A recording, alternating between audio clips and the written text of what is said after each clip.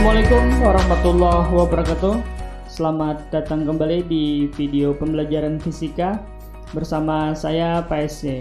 Nah, pada video kali ini kita akan membahas materi pembelajaran kelas 11, tepatnya yaitu pada bab elastisitas pegas dan hukum Hooke. Ini sebenarnya materi yang tidak terlalu sulit, agak rumit sedikit. Tapi nanti Bapak penekanannya di rangkaian pegas ya, karena memang pada bab ini lebih ditekankan pada rangkaian pegas. Jadi pegas itu bisa dirangkai. Kalau nggak tahu pegas, bahasa kitanya itu adalah seperti per. Nah, oke, yang pertama dulu ya. Jadi yang pertama ini tentang elastisitas dulu. Kalau untuk pengertiannya bisa aja kalian baca-baca. Bapak di sini penekanannya adalah pemahamannya. Nah, biasanya awalnya tentang modulus elastisitas pegas. Jadi dalam elastisitas pegas itu ada yang dibahasnya tentang tegangan. Pernah dengar tegangan ya? Tegangan. Jadi di sini ada tegangan, ada regangan. Ada namanya tegangan. Memang kalau dalam bab hukum Newton, tegangan itu bisa disamakan dengan gaya. Tapi pada bab pegas, tegangan dan gaya itu berbeda. Nah, di sini gayanya boleh gaya tarikan atau dorongannya atau beban, terserah. Nah, tegangan itu adalah hasil bagi gaya terhadap luas penampang si pegas. Karena pegas itu berbentuk bulat dan panjang, cuma melengkung-lengkung. Artinya kan ada permukaan pegas yang bulat. Nah, ini permukaan pegasnya misalnya. Nah, ini kan luasnya berupa luas lingkaran. Gitu. Ada lagi namanya regangan. Nah, kalau regangan itu perbandingan sebenarnya. Perbandingan antara pertambahan panjang si pegas, boleh delta X per X atau boleh juga delta L per L. Nah, ini delta L ini adalah pertambahan panjang pegas ketika kita regangkan. Nah, L ini adalah panjang pegas mula-mula. Boleh kita sebut L, kadang disebut juga L0, yang jelas panjang mula-mula. Nah, di sini L dan X sama ya. Kadang kalau pada hukum Hooke-nya delta L ini berubah menjadi delta X. L ini berubah menjadi X. Intinya pengertiannya kalian paham. Jadi regangan itu adalah perbandingan antara pertambahan panjang pegas setelah diregangkan dengan panjang mula-mula si pegas. Nah, sehingga dari dua macam ini didapatlah namanya modulus elastisitas. Modulus Young. Boleh kamu sebut modulus Young atau boleh juga disebut modulus elastis. Biasanya simbolnya adalah E. Nah, caranya apa? Caranya tegangan dibagi dengan regangan. Nah, sehingga kalau kita substitusikan persamaan-persamaannya ada, sehingga didapatlah cara mencari modulus Young atau modulus elastisitas si pegas. Caranya adalah F gaya dikali panjang mula-mula pegas sebelum diregangkan dibagi dengan luas penampang pegas dikali pertambahan panjang pegas ketika diregangkan. Boleh L besar, boleh L kecil, terserah. Simbol kadang-kadang beda, tapi pengertiannya sama. Yang penting kalian paham. Jadi intinya modulus elastis itu adalah gaya dikali dengan panjang mula-mula si pegas, L ini panjang mula-mula ya, dibagi dengan luas penampang pegas dikali pertambahan panjang pegas. Jadi pegas itu bisa bertambah panjang ketika diregangkan atau diberi gaya. Tapi boleh juga arahnya tuh beda. Kalau tadi kan ditarik, meregang, bertambah panjang, boleh ditekan. Artinya ketika ditekan dia bertambah pendek. Sama, bertambah panjang dan bertambah pendek juga delta L. Intinya ada perubahan. Jadi delta L ini perubahannya setelah diberi gaya. Nah, gitu. Dari sini kita juga bisa mencari konstanta pegas. K, ada istilahnya K, konstanta pegas. Jadi kalau mencari hubungan antara modulus Young dengan konstanta pegas, bukan diturunkan sih sebenarnya, disubstitusikan yang tepatnya. Nah, sehingga didapat modulus Young sama dengan konstanta pegas dikali panjang pegas, panjang mula-mula ya. Nah, dibagi dengan luas penampang pegas. Nah, gitu. Kalau kita balik, kalau mencarikannya berarti sama dengan modulus Young atau modulus elastis pegas dikali luas penampang pegas dibagi dengan panjang mula-mula. Nah, gitu. Kalau mencari hubungan antara konstanta pegas dengan modulus elastis si pegas, kita beri keterangan ya. Apa itu tadi?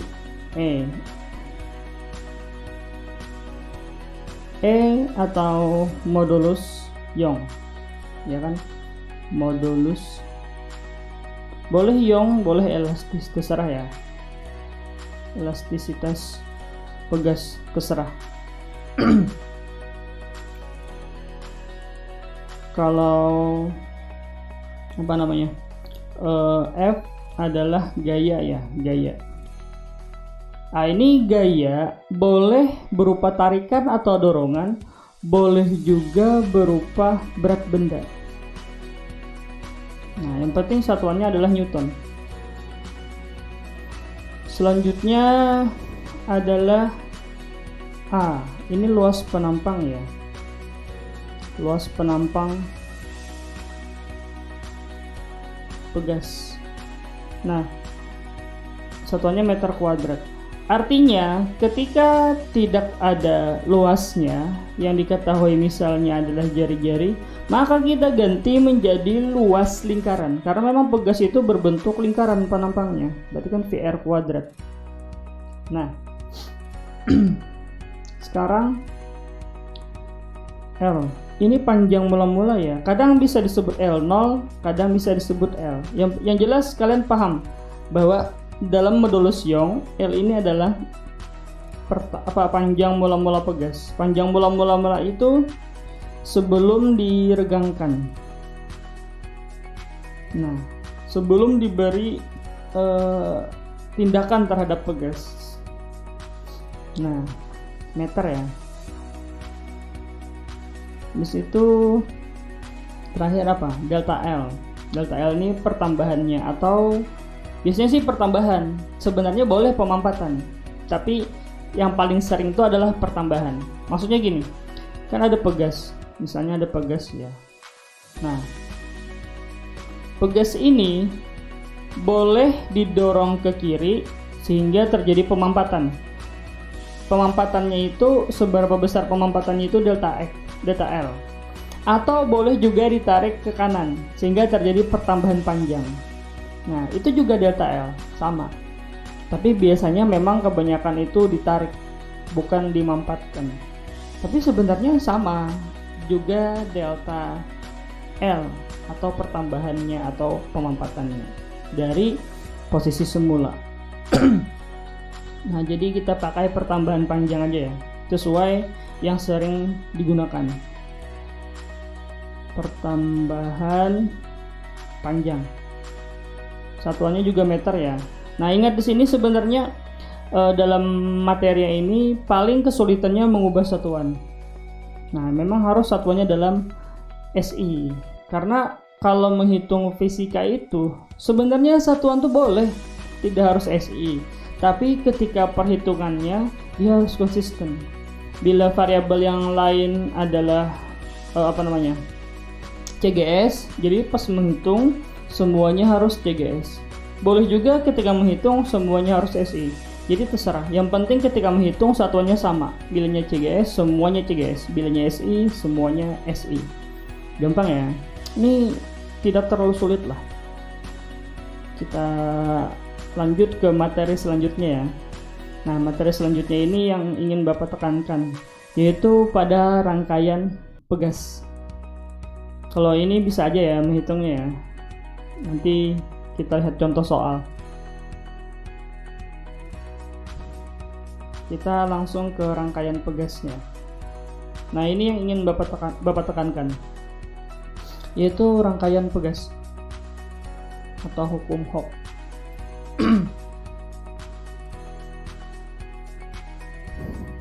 Hukum Hooke. Oke. Nah, hukum Hooke di sini Bapak lebih menekankan kepada sebuah pegas ketika diberi gaya. Boleh gaya tarikan, boleh gaya dorongan atau gaya luar, boleh juga dikasih beban. Nah, pegas itu ketika diberi gaya, misalnya dengan tarikan. Nah, pegas itu akan melar dia. Melar, ketika dilepas gayanya, dia akan kembali ke posisi semula. Nah, gitu. Itu sifat pegas. Cuman pegas itu sifatnya banyak. Misalnya tadi kan pegas. Nah, panjang mula-mula misalnya 5 cm. Diberi gaya sebesar F sehingga menjadi 7 cm. Ketika dilepas, maka dia akan kembali ke 5 cm. Nah, itu artinya pegas bersifat elastis. Atau misalnya gayanya diperbesar menjadi 2F misalnya. Ternyata yang awal mula-mulanya ada 5 cm malah menjadi 10 cm. Ketika dilepas gayanya ternyata kembalinya tidak ke 5 cm, misalnya menjadi 7 cm. Nah, itu sifat elastisnya sudah berkurang karena melebihi batas kemampuan si pegas gitu. Pegas itu idealnya ketika ditarik dia kembali ke posisi semula atau ke panjang semula. Ketika kita tarik misalnya sehingga menjadi 10 cm, ketika dilepas ternyata malah menjadi 7 cm. Artinya kan sudah di luar kemampuan pegas. Bisa juga nanti ketika ditarik dengan gaya lebih besar lagi ternyata menjadi 15 cm. Ketika dilepas ternyata dia tidak kembali. Oh, itu sudah tidak memenuhi hukum elastis. Kenapa? Karena ketika ditarik ternyata dia tidak kembali. Artinya sudah melewati batasnya. Nah, ada juga ketika diperbesar lagi gayanya, pegasnya tidak melar, malah putus. Nah, itu ada juga. Jadi pegas itu idealnya ketika kita beri gaya, dia kembali ke panjang semula. Gitu. Oke, lebih mudah kita bikin segitiganya ya, karena memang supaya nyaman menghafal. Nah, jadi hukum Hooke Bapak bikin segitiga aja ya. Nah, ini gayanya, ini konstanta pegasnya, ini pertambahan panjang pegasnya. Nah, di sini delta X ya. Sebenarnya delta X, delta L sama. Yang jelas pertambahan panjang pegas. Nah, kita beri keterangan. F adalah gaya luar, baik tarikan atau dorongan. Gaya luar. Tapi boleh F ini kita ganti menjadi W, di mana W itu adalah berat atau beban. Biasanya benda yang digantungkan. Maka W ini karena rumusnya massa dikali dengan gravitasi. Nah, jadi boleh gaya, boleh berat. Tergantung soalnya. Bilanya gaya luar atau F biasanya ditarik ke samping. Tapi bilanya W itu biasanya beban yang digantung. Nah, M tadi apa? MT kan massa beban. Kalau kita menggunakan beban yang digantung, kilogram ya kan. G itu gravitasi 10 ya. K adalah konstanta pegas. Konstanta pegas bukan berarti nilainya tetap. Bukan ya. Konstanta pegas bukan berarti nilainya tetap. Maksudnya gini, konstanta pegas itu adalah umumnya gini aja, zat penyusun pegas atau kerapatan pegas. Jadi setiap pegas dengan ukuran yang berbeda itu memiliki konstanta juga berbeda. Dengan bahan penyusun yang berbeda, dia juga memiliki konstanta yang berbeda. Bukan berarti konstanta itu tetap semuanya, bukan. Nah, ini satuannya Newton per meter. Delta X ini sama dengan delta L ya, pertambahan panjang. Tapi boleh ya bukan pertambahan sih, pengompatan kalau dia pegasnya ditekan. Tapi memang kebanyakan pegas itu ditarik gitu. Nah, misal sekarang ini, apa sih konstanta tadi? Konstanta tadi kan idealnya tuh yang menyusun si pegas, baik itu ukuran ataupun zatnya. Nah, jadi misalnya ada pegas dengan panjang tertentu. Nah, memiliki konstanta K misalnya. Habis itu pegas dipotong menjadi 2. Nah, akhirnya kan jadi seperti ini. Pegas dipotong menjadi 2, ya kan? Tapi pegas yang sama ya, pegas yang di atas maksudnya, pegas yang ini kita potong menjadi 2. Nah, nilai konstanta pegas yang awalnya adalah K, setelah dipotong menjadi 2, nilainya tetap K. Nah, itu maksudnya konstantanya. Bukan semua pegas sama konstantanya, bukan. Setiap pegas beda konstantanya, tergantung ukuran dan zat penyusunnya. Tapi misalnya ada pegas tadi kan dengan panjang sekian, dengan konstantanya adalah K, dipotong menjadi 2, pegas yang tadi ternyata nilai konstantanya tetap K. K itu yang disebut dengan konstanta gitu. Nah, konstanta inilah nanti yang bisa dirangkai atau dibikin rangkaian yang bisa menjadi rangkaian seri atau paralel atau gabungan. Nah, cara perhitungannya di sini sama, kebalikan dari resistor. Kalian mungkin pernah belajar menghitung rangkaian seri paralel pada resistor atau hambatan. Nah, di sini kebalikannya. Oke. Sekarang bagaimana rangkaiannya? Kita ke rangkaian seri dan paralel. Rangkaian seri dulu ya. Seri. Nah, rangkaian seri, ini pegasnya kita gantung ya. Rangkaian seri itu adalah rangkaian yang tidak memiliki cabang. Nah, ini seri. Ada konstanta pegas satu misalnya K, ini K, ini K. Nah, kalau dia seri, cara menggabungnya, nah seperti ini. Pakai seper. Kebalikan dari hambatan atau resistor, seper K tambah seper K tambah seper K. Nah, ini. Tapi nanti apabila identik, jadi misalnya ada 100 misalnya pegas yang identik. Nah, jadi apabila pegasnya identik, maksudnya identik itu nilai konstantanya sama. Misalnya K semuanya, misalnya 2K semuanya. Itu identik. Apabila pegasnya identik artinya nilai K-nya sama ya. Maka konstanta total serinya bisa langsung seperti ini. Nilai K dibagi dengan N. N itu jumlah pegasnya. Kalau ini kan jumlah pegasnya 3 gitu. Apabila nanti seri.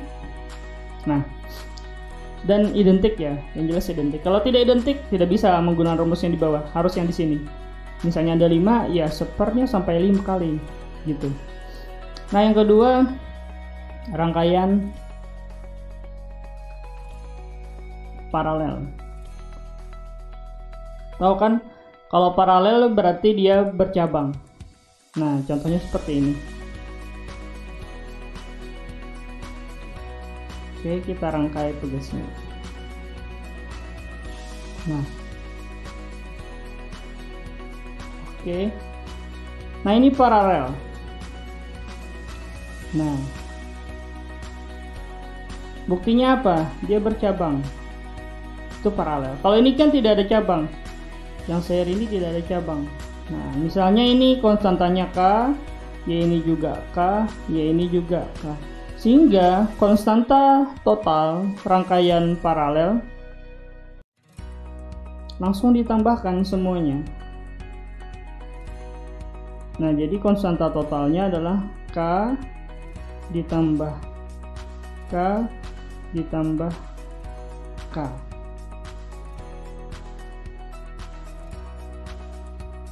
Nah, ini.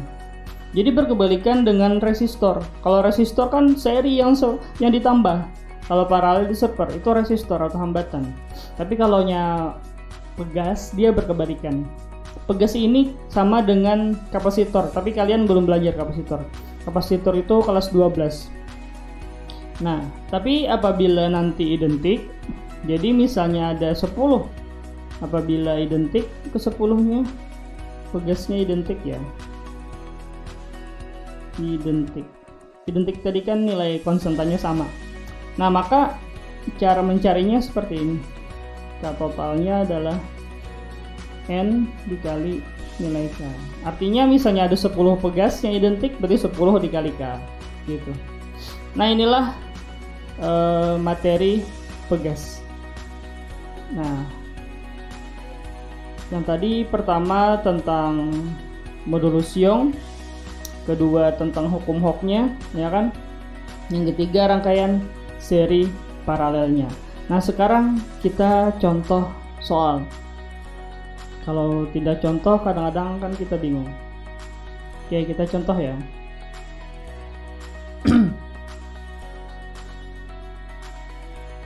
Contoh soal.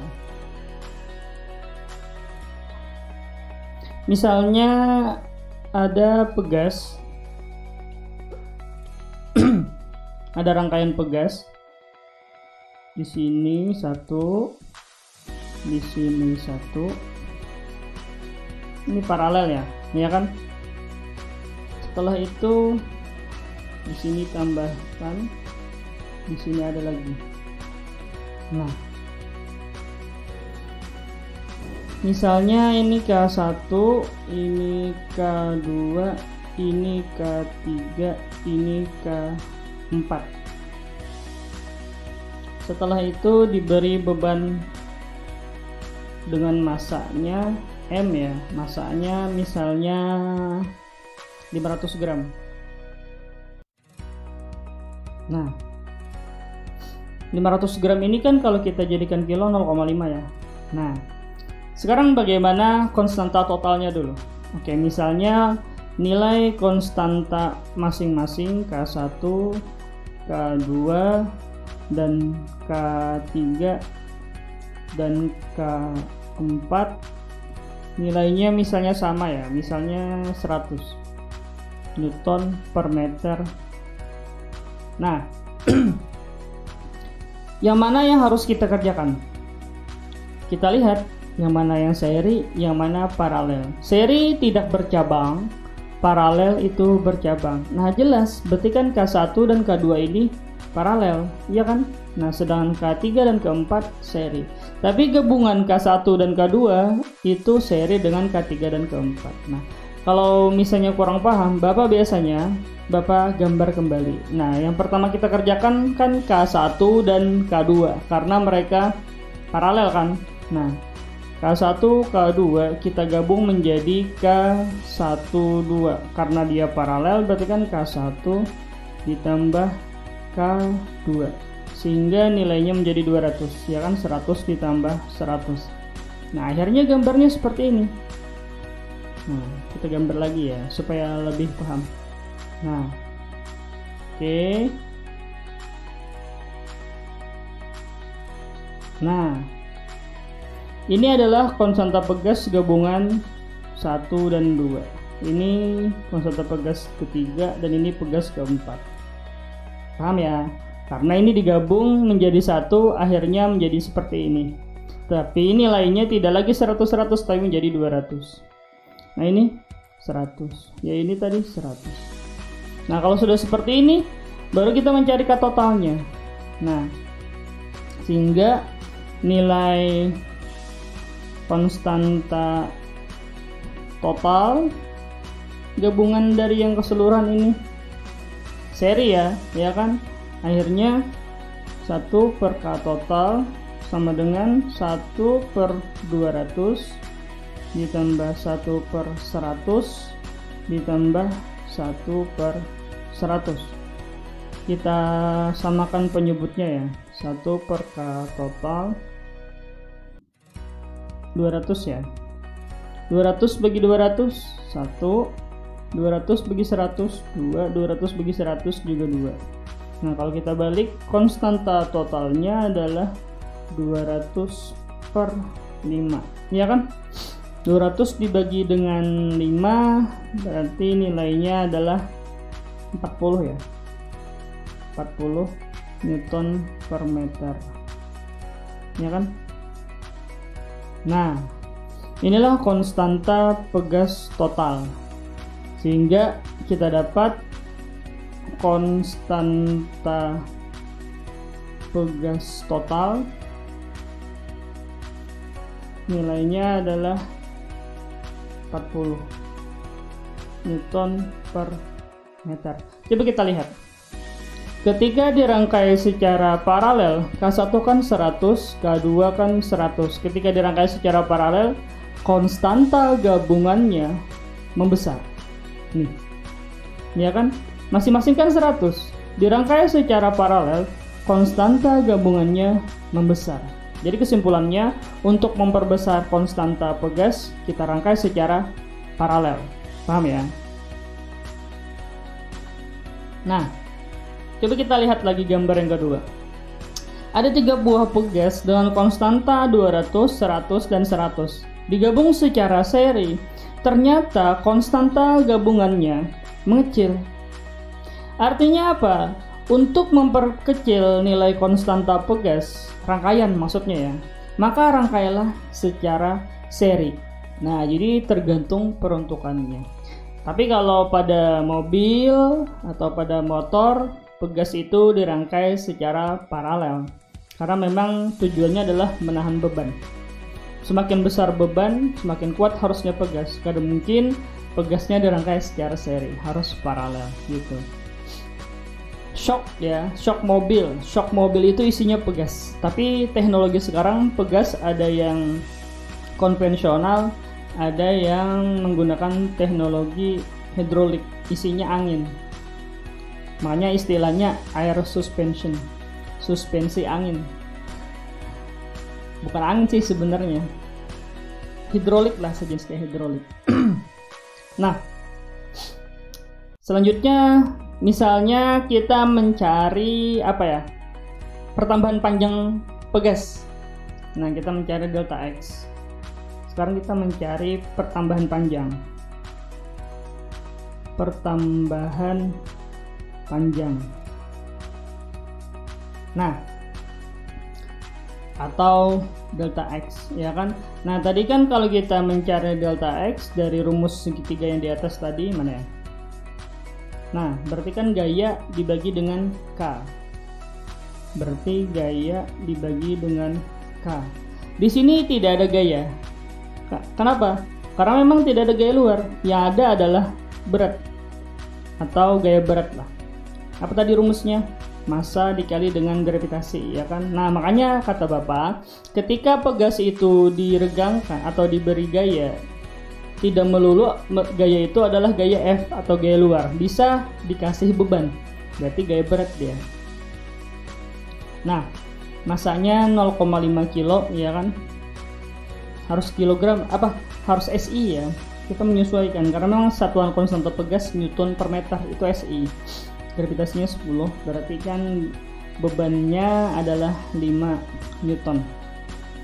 Nah, kita sudah dapat bebannya adalah 5 Newton. Nah, kita tidak memakai F, tapi kita memakai W. dan K-nya ini adalah K gabungan atau K total. Nah, sehingga kalau kita mencari pertambahan panjangnya, 5 dibagi dengan K totalnya adalah 40. Ya kan, kita dapat tadi nih K totalnya 40. Sehingga kalau kita bagi berapa ya? 5 bagi 4 itu 1,25 ya, 1,25 ya kan, berarti 0,125. Tadi SI ya, maka di sini satuannya adalah meter. Nah, biasanya minta dalam senti. Kalau minta dalam senti berarti 12,5 cm. Nah, gampang ya. Inilah pertambahan panjang pegas. Ini sebenarnya adalah pertambahan panjang total pegas dari yang ini, dan yang ini, totalnya adalah 12,5 cm. Oke, kita ke energi potensial pegas. Nah, bagaimana kalau mencari energi potensial pegas? Oke, energi potensial. Bukan energi potensial yang jatuh ya, bukan. Yang pada ketinggian itu bukan. Ini energi potensial pada pegasnya, atau boleh disebut dengan usaha pada pegas. Nah, caranya seperti ini. Boleh EP, boleh W ya, terserah. Setengah dikali gaya dikali pertambahan panjang, atau boleh juga setengah dikali konstanta pegas dikali pertambahan panjang kuadrat. Nah, ini rumusnya. Kalau dia mencari nilai usahanya atau energi potensialnya, kamu boleh gunakan yang bagian kiri ini yang pertama atau yang kedua, terserah yang mana diketahui. Misalnya kita menggunakan yang kedua, berarti K-nya nilainya adalah 40 ya kan, delta X-nya 12,5. Ingat ya, K-nya K total. Kalau pada rangkaian pegas seperti ini, K-nya K total. Bukan K masing-masing, bukan. Tapi K gabungan keseluruhan. Sehingga K yang di sini gunakan yang 40, K total. Delta X-nya yang kita dapat 12,5. Kalau dia mencari energi potensial atau usaha. Nah, biasanya terjadi juga pada grafik. Oke, misalnya kita bikin grafik ya. Nah, oke, kita bikin lagi.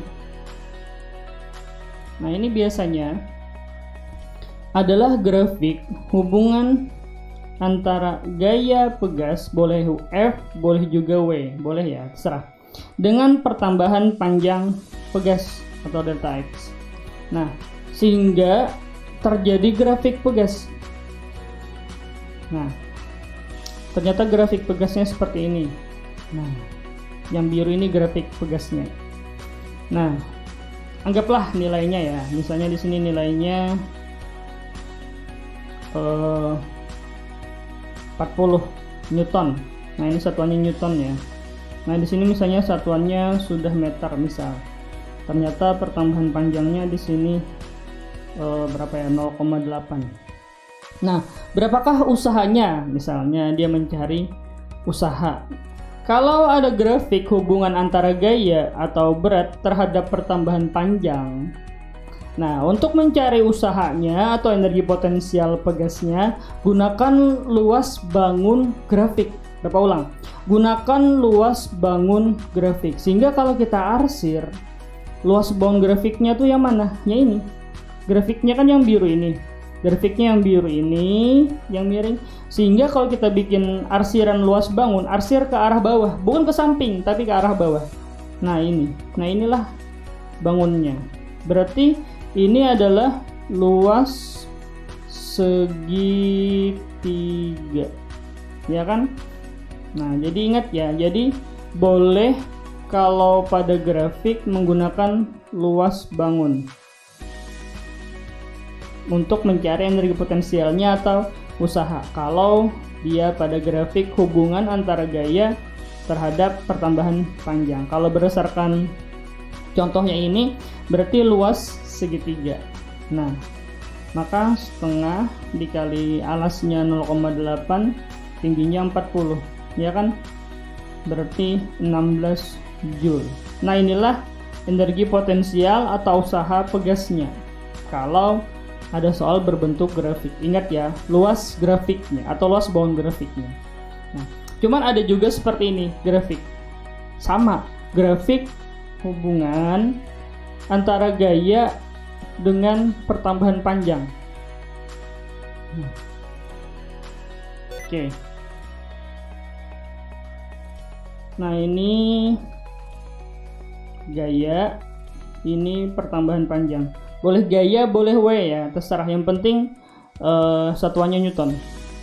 Ternyata misalnya ada garis 1, ada lagi misalnya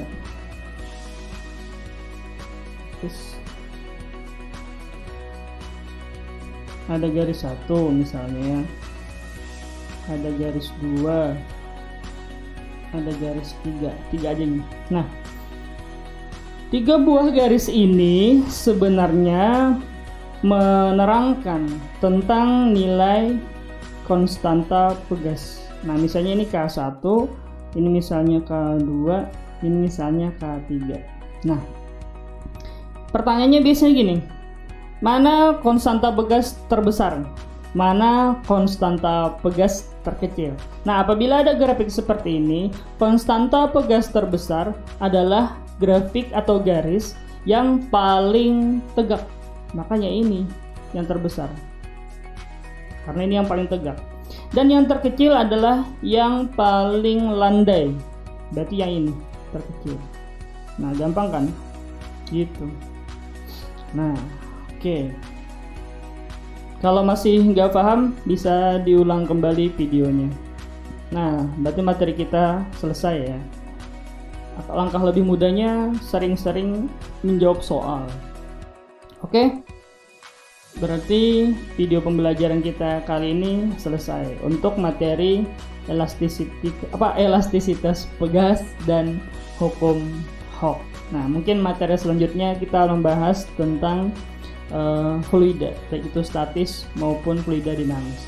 Oke, terima kasih ya sudah nonton video pembelajaran Bapak sampai akhir. Jangan lupa like dan subscribe channelnya sebagai support kalian terhadap channel ini. Terima kasih sudah menonton. Apabila ada kekurangan, Bapak minta maaf. Bapak akhiri. Assalamualaikum warahmatullahi wabarakatuh. Sampai berjumpa kembali di video pembelajaran selanjutnya. Bye.